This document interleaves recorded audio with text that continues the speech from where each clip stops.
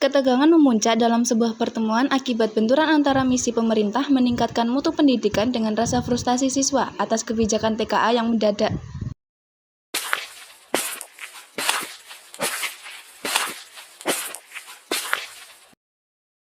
Selamat siang rekan-rekan, kita berkumpul untuk membahas keberatan para siswa terkait tes kemampuan akademik yang diumumkan secara mendadak.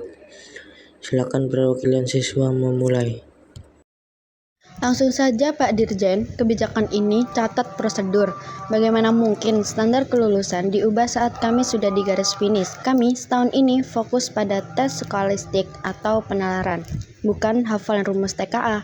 Ini bukan ujian kemampuan, ini ujian mental. Kami tidak bermaksud menyulitkan. Data menunjukkan mahasiswa baru kita kesulitan mengikuti perkuliahan teknik dan sains karena kemampuan dasarnya lemah.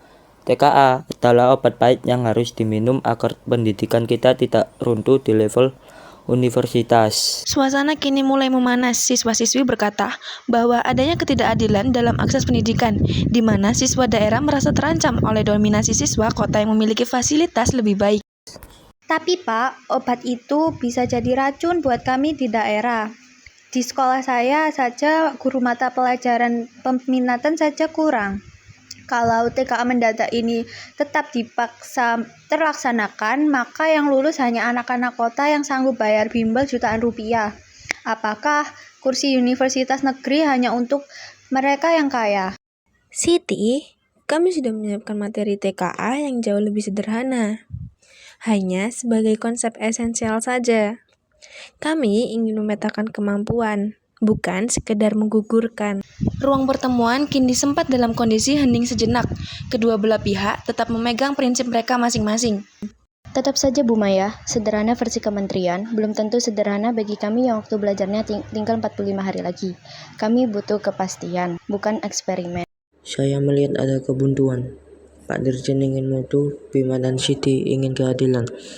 Pak, apakah ada jalan tengah dari sisi kebijakan? Bagaimana jika di tahun ini TKA tetap dilaksanakan, namun statusnya hanya sebagai pemetaan atau placement test, yang artinya nilai tidak memengaruhi kelulusan seleksi, tapi digunakan kampus untuk menentukan matrikulasi setelah mereka diterima.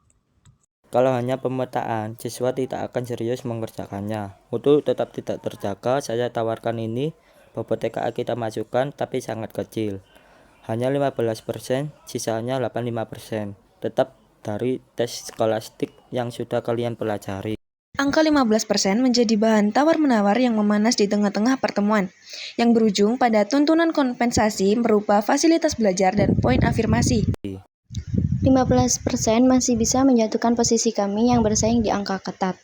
Kami mau 15% itu diterima jika kementerian memberikan bank soal prediksi lengkap dengan video tutorial yang bisa diakses tanpa kuota di seluruh platform pendidikan. Dan tolong Pak, khusus untuk kami yang tinggal di daerah yang tertinggal dan terpencil, berikan tambahan poin afirmasi jika kami mengambil TKA. Itu baru namanya adil.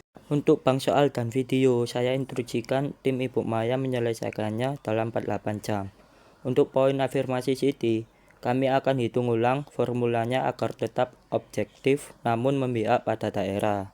Ketegangan di ruang pertemuan itu akhirnya mencair, meski tidak semua keinginan terpenuhi 100%. Sebuah titik temu kini akhirnya telah tercapai. Prof. Aris merangkum hasil diskusi sebagai tanda berakhirnya perdebatan panjang tersebut. Jadi kesepakatannya adalah TKA tetap jalan dengan bobot minimal 15%, pendampingan materi belajar digital secara masif, dan adanya skema afirmasi untuk daerah terpencil. Apakah semua pihak setuju? Dengan berat hati kami terima, asalkan portal belajar itu benar-benar bisa diakses lusa. Kami awasi setiap detiknya. Kesepakatan ini saya tanda tangani sekarang. Mari kita fokus agar kalian sukses di ujian nanti. Prof. Dirjen akhirnya menutup pertemuan hari itu. Keputusan yang telah diambil membawa harapan baru bagi ribuan siswa yang tengah berjuang meraih mimpi mereka di perguruan tinggi.